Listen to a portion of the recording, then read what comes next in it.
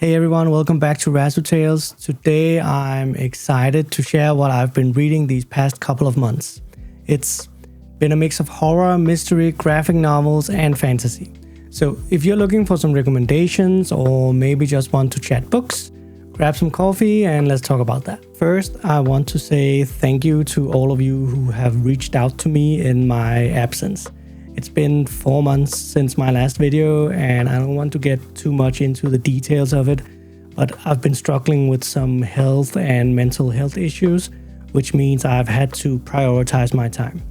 So it's been all about getting better and working to keep some money coming in for me and my family. So I'm sorry there hasn't been any new videos for a while, but I expect to start putting out a weekly video again very soon. But on the positive side, I have lost about 15 kilos of overweight in the last 4 months. But even though I haven't been making videos, I have been reading. I also picked up an iPad mini, and I did this with the intention of doing a video about it and on how it is for reading. I wanted to return it after the video, but not to spoil the review. I'm keeping it because this little thing is just brilliant for my way of reading and taking notes. But let's get on to the books I've read. I'll go through 5 books covering everything from dark thrillers to cosmic horror to one of the most influential graphic novels of all time, which I read on iPad. I'll let you know what stood out to me, what I enjoyed, and any thoughts I had along the way. First up, we have Carter and Lovecraft by Jonathan L. Howard, and I read this on Kindle. If you're a fan of cosmic horror, this one is probably for you. It's a story that follows private investigator Dan Carter, who inherits a bookstore from a distant relative, only to discover it's tied to bizarre and horrifying events. This cues the entry of Emily Lovecraft, a descendant of H.P. Lovecraft, and things start getting weird from there. Together they discover a crazy murderer who has found a mysterious key that lets him use dark magic. I don't want to spoil the ending, but I can tell you that I'm definitely picking up the sequel. I really enjoyed how Howard weaves classic Lovecraftian elements with a modern twist. There's this persistent, eerie atmosphere, and he does a great job at balancing suspense with character development. However, the book is not scary. It feels more like an adventure investigation story, like Indiana Jones got mixed with Lovecraft. The book dives into themes of inherited horror and the unknown, and that did keep me turning the pages. I recommend it if you're looking for an adventure set in Cthulhu Mythos universe, because it is both mysterious and smartly written. Next up, The Whisper Man by Alex North. This one is a thriller that feels like a blend of mystery and horror, and it really dives into the concept of generational trauma and family bonds.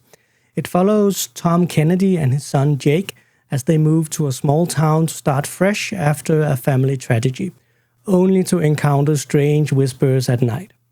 They soon find out that the town has a history of missing children turning up murdered.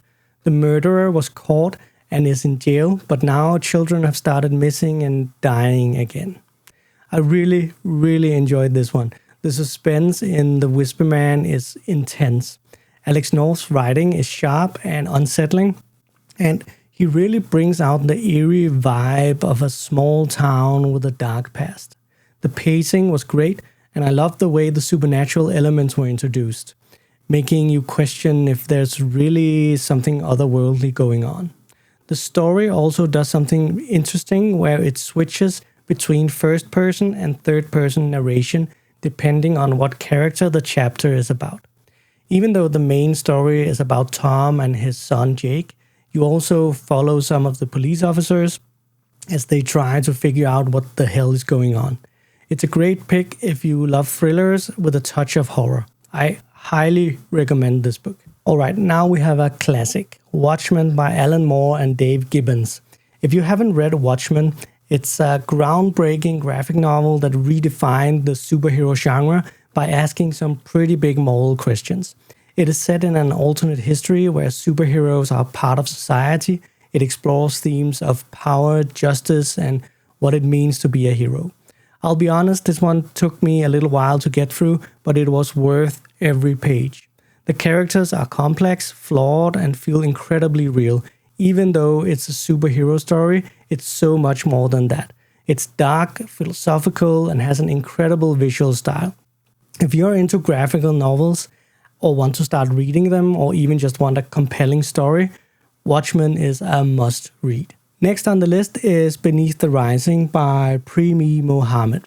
This one is a blend of cosmic horror and adventure, following childhood friends Joanna and Nick as they accidentally unleash eldritch horrors with a new invention. Joanna, aka Johnny, is the world's most brilliant scientist, even though she is only 17 years old. Even though she is so young, she has a vast empire where everything she has invented is a thing that will better humanity.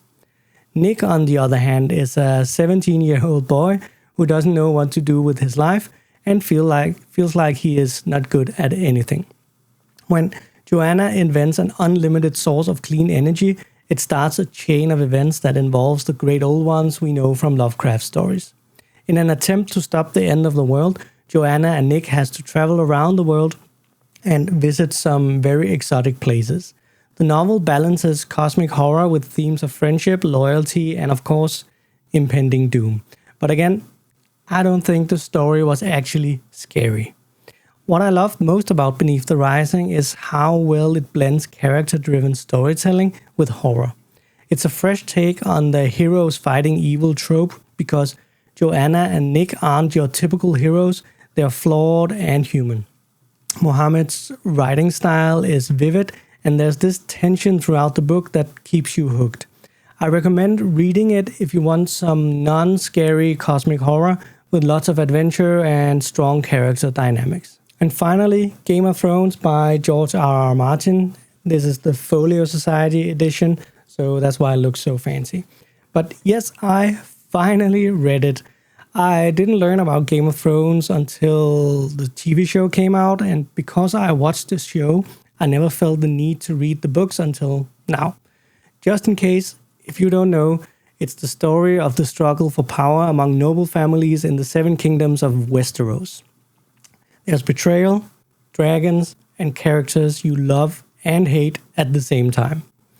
Martin's storytelling is, of course, legendary. The world building is rich and every character feels fully fleshed out. It's not a light read, but if you're a fan of epic fantasy with complex plots, it's worth every page. Even though many of us know the story from the TV show, the books add so much more depth to the characters and the setting. When I read through the rest of the books, I will probably do a couple of videos about the series because, as you have probably already guessed, these books are masterpieces of fantasy storytelling. So, those are the books that have been keeping me busy these last few months, but let's just have a quick look at what I'm reading right now. As you know, I usually read 2 or 3 books at a time, so I can switch between them and keep my reading fresh if one book starts feeling slow or boring. The first book I'm reading is Imaginary Friend by Stephen Chbosky. I think that's how you pronounce it. He's the author of The Perks of Being a Wallflower, but this book is completely different. This is a horror book about a boy named Christopher who flees to a little town with his mother who is in an abusive relationship. In this new town, he starts seeing a cloud that looks like a face following him around on the sky. And one day he starts talking to it. It doesn't talk back, but it does lure him into the nearby woods where some serious, scary stuff happens. In the book, you only read what happens in the first couple of hours there, and then it jumps to 6 days later where he is found by a local girl. He doesn't remember what happened while he was in the woods. And that's about as far as I have gotten into it. I'm in chapter 11, I think. And I am totally hooked on this book. I can't wait to find out what happens. It's really scary and very, very well written. The next book I'm reading is a sci-fi book called Castle Kingside by John W. Grundy. This book follows a mercenary group who gets involved in a galaxy-threatening conspiracy and must figure out a way to stop it. I'm about 60 pages into it, And so far, the universe seems very interesting, with interesting alien species, lots of sci-fi technology, all mixed with a storyline that has political and religious elements. When I'm finished with it, I will do a more thorough review of it. So don't forget to subscribe and click the bell button to be notified. And finally, I have this book that I picked up at a whim. It's written by one of my favorite authors and one of my favorite actors, China Miéville and Keanu Reeves. I haven't started reading it yet, but it's a book that takes place in the Berserker universe that we know from Keanu's comic books. I suspect this will be a very interesting read. I'd love to hear what you have been reading recently, so let me know in the comments if you have any recommendations or if you've read any of these books and what you think of them. And finally, if you enjoyed this video, I hate to ask, but please do the YouTube thing, click all the buttons, subscribe, like, yada yada. It really helps my channel grow and eventually become a community of book lovers just like you. Thanks for tuning in to RazuTales. See you in the next chapter.